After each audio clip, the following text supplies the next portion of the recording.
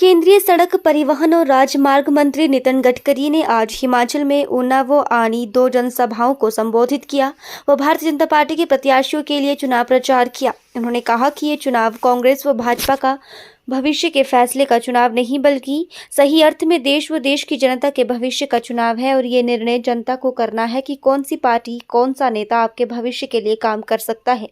देश के 60 साल कांग्रेस को सरकार चलाने का मौका दिया था। उन्होंने मात्र गरीबी हटाओ का नारा दिया पर धरातल पर कुछ काम नहीं किया। देश के 2 मुख्य क्षेत्र हैं खेती और उद्योग, जबकि बिना पानी, बिजली व संचार साधनों के नहीं चल सकते। उद्योगों के बिना कोई रोजगार नहीं हो सकता। 60 सालों में कृषि क्षेत्र में कांग्रेस ने कुछ भी विकास नहीं किया। भारत में 60% लोग गांव में रहते हैं और बाकी शहरों में।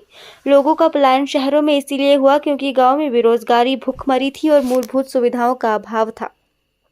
हिमाचल एक पहाड़ी राज्य है, इसीलिए यहाँ सड़कें बनाना मुश्किल कार्य है, परंतु हमने हिमाचल में बड़े स्तर पर सड़कें बनाने का कार्य किया है। महाराष्ट्र में मंत्री रहते हुए मैंने मुंबई पुणे एक्सप्रेसवे बनाया, जिस कारण पूर्व प्रधानमंत्री वाजपेयी ने मुझे प्रधानमंत्री ग्राम सड़क योजना को तैयार करने का मौका प्रदान किया। देश के 6.50 लाख गांव से 4.50 लाख गांवों में पक्की सड़कें बनाने का काम इस योजना के अंतर्गत हुआ। हिमाचल में पर्यटन सड़क इंफ्रास्ट्रक्चर पर निर्भर करता है, इसलिए हमने बड़े स्तर पर सड़कों का विस्तार किया है। दिल्ली से मुंबई 1 लाख करोड़ का हाईवे जो कि 12 घंटों में सफर पूरा करवाएगा। सूरत से नासिक ग्रीन हाईवे, नासिक से अहमदाबाद, अहमदाबाद से सोलापुर, सोलापुर से कर्नूल, कर्नूल से हैदराबाद, चेन्नई, बेंगलोर, कोची, कन्याकुमारी, तिरुवनंतपुरम हाईवे का निर्माण पूरा किया व कश्मीर से कन्याकुमारी तक पूरे देश को जोड़ दिया है। 60 साल कांग्रेस पार्टी को मिले पर कोई बहुत ज्यादा फर्क नहीं आया। आज देश में 1947 में 90% आबादी गांव में रहती थी, पर आज की स्थिति ऐसी है कि केवल 60% आबादी गांव में रहती है।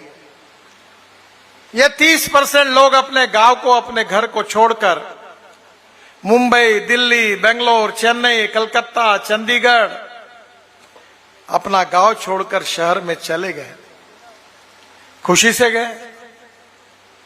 खुशी से नहीं गए, मजबूरी से गए। गांव में अच्छे रोड नहीं थे, गांव में पीने के लिए पानी नहीं मिल रहा था, किसानों को उनके फसल का सही दाम नहीं मिल रहा था, बेरोजगार युवाओं के हाथों को काम नहीं था। गरीबी, भूखमरी और महंगाई के मार के कारण रोजगार को ढूंढने के लिए लोग शहरों में गए। यह कांग्रेस पार्टी के गलत नीतियों का परिणाम था और इसीलिए हमारी सरकार ने यह निर्णय किया कि देश का विकास अगर करना है तो उद्योगों को बढ़ाना होगा और उद्योग अगर बढ़ाने होंगे तो उसके लिए पानी, बिजली, रोड, कम्युनिकेशन के साधनों का निर्माण करना होगा। हिमाचल प्रदेश की हालत तो बहुत ही खराब थी, रोड ही नहीं थे। वैसे आपका क्षेत्र तो प्लेन है, पर बाकी पहाड़ी क्षेत्र में रोड बनाना बहुत कठिन है। आजू बाजू में लोगों के घर है, प्रॉपर्टी एक्वायर करनी पड़ती है, जिसका अनुभव मैं 10 साल से ले रहा हूं, कितनी कठिनाइयां होती है। पर मैंने रोड बनाने के लिए नई योजनाएं बनाई। जैसे हमने राष्ट्रीय महामार्ग की योजना बनाई, तो मुझे याद आता है कि 95-2000 में मैं महाराष्ट्र में मुंबई में मंत्री था। मुंबई में मैंने 55 उड्डान पुल बनाए और आप जो टीवी पर देखते हैं समुद्र में वर्ली बांद्रा सीलिंग प्रोजेक्ट, वो भी बनाने का सौभाग्य मुझे मिला। मुंबई पुणे एक्सप्रेस हाईवे बनाने का मौका मिला। तब अटल बिहारी वाजपेयी जी ने मुझे दिल्ली बुलाया और दिल्ली बुलाकर मुझे उन्होंने आदेश दिया कि आपने शहर में तो काम किया है, पर आप गांव को जोड़ने वाली योजना आप तैयार करो।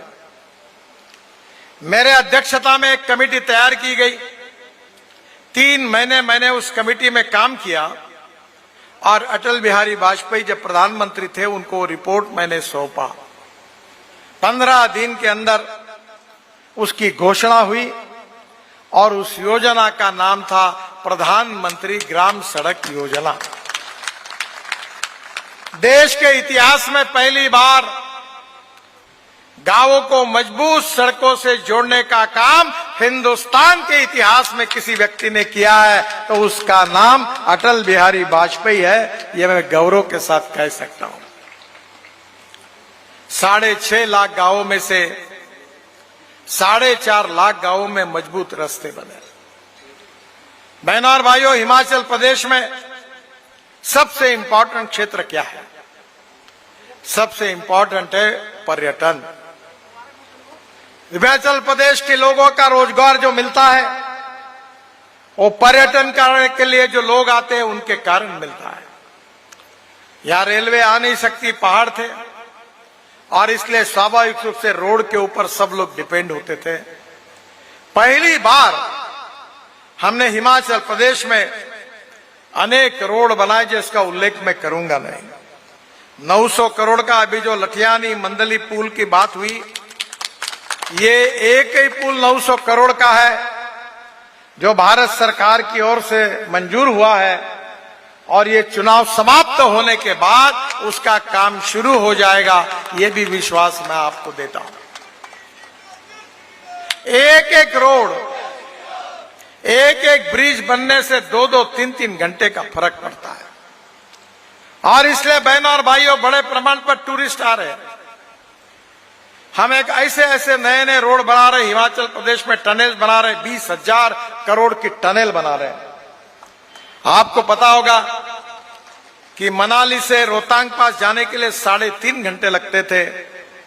अभी अटल टनल बनी है, हम केवल 8 मिनट में चले जाते हैं।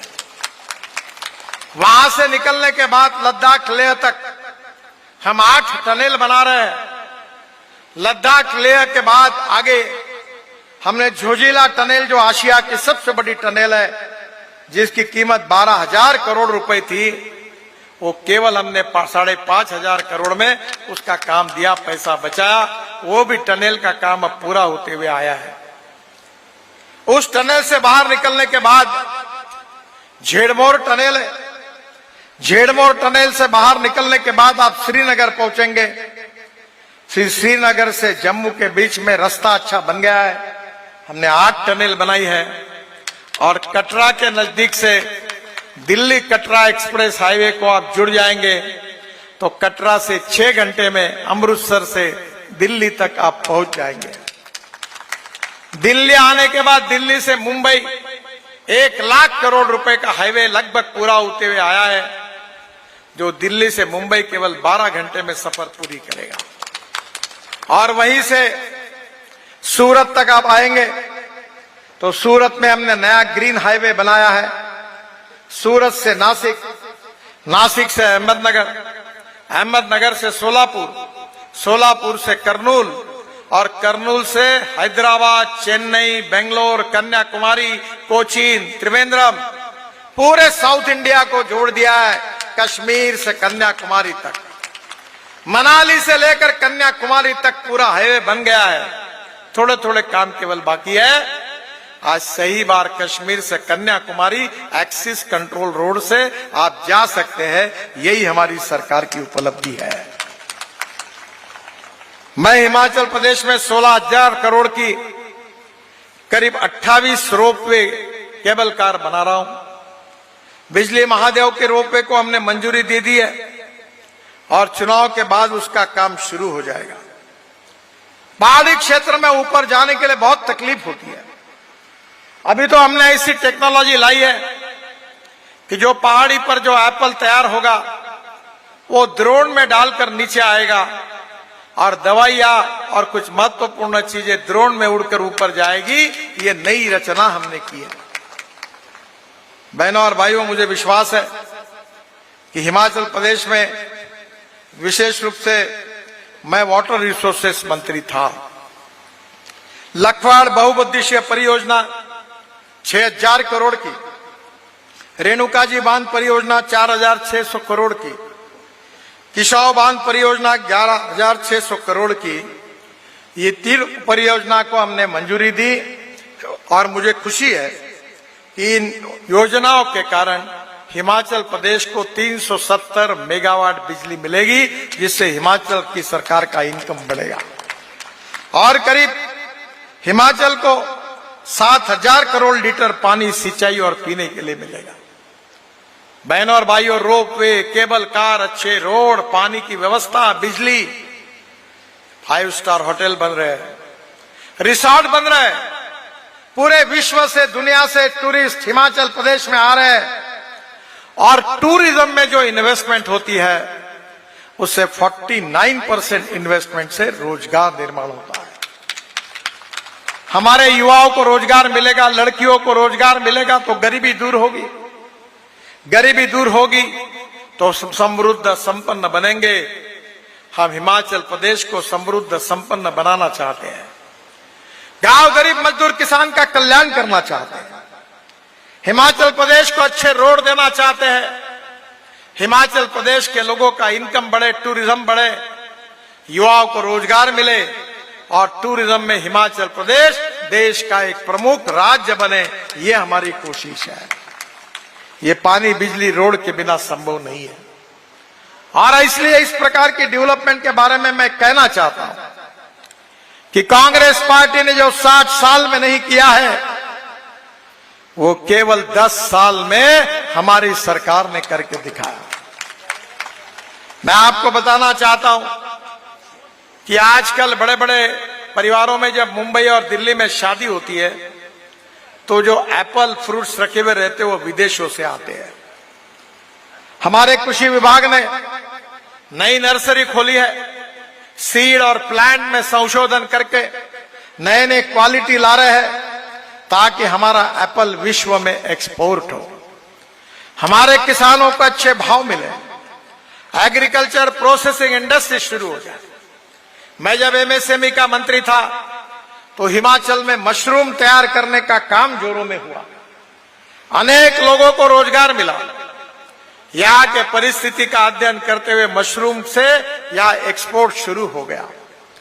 मुझे विश्वास है कि हिमाचल प्रदेश में अच्छे अच्छे एजुकेशनल इंस्टीट्यूशंस हैं।